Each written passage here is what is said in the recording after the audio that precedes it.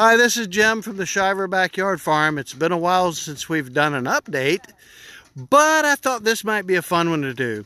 We're in Hansville, Washington. It has been really cold. It's been in the low 30s. In fact, it's been in the upper 20s over the last few days.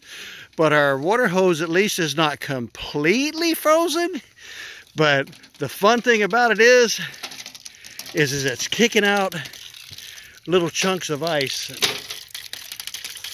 Check that out. Uncle Jeff, if you think it gets cold in North Florida, you should be checking this out.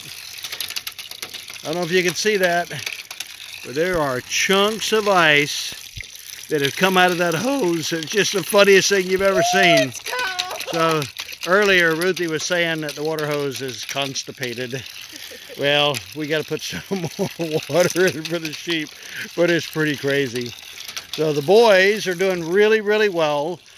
Because it's so cold, we've been giving them, we've been supplementing their food. We have to be careful. They can't take overly rich food. So we're giving them basically turkey food along with some nice Timothy grass. And they have just about worn this little stretch of grass out. But it's really all we can do. The grass is not growing, so it doesn't matter where we put them right now. So we've got to give them hay and turkey food until we can get the guy out to butcher these guys, and we can put them in the freezer. But they're doing really good. They're surprisingly friendly at this point, but certainly not to the point of being besties. We're using the old chicken coop as their place for them to get out of the weather. And, you know, it's better than nothing. And because before all they had was like, you know, they had nothing, so at least they got that.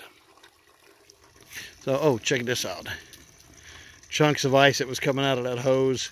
And the hose is still full of ice because you can see that the flow is pretty low, and I got it turned on wide open. So it's going to take a while to fill the water back up. But Angel or Ruthie dumped the rest of it out so we can give them some fresh stuff. So all in all, it's been pretty funny, or pretty funny. Did you see that hose? Yeah, it's been pretty funny.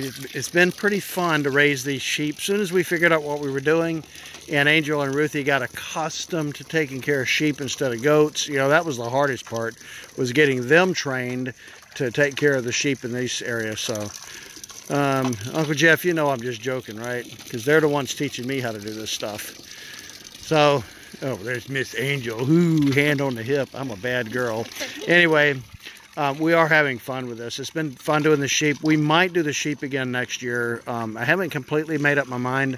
I truly want to try goats next, but I'm not getting a warm fuzzy at the moment because my little lovelies graduate high school in June, and we've got 2 summer trips planned, and I just don't think goats would be a smart idea for us to try and raise in an enclosure like this without us being here to socialize with them every day, because goats are different than sheep.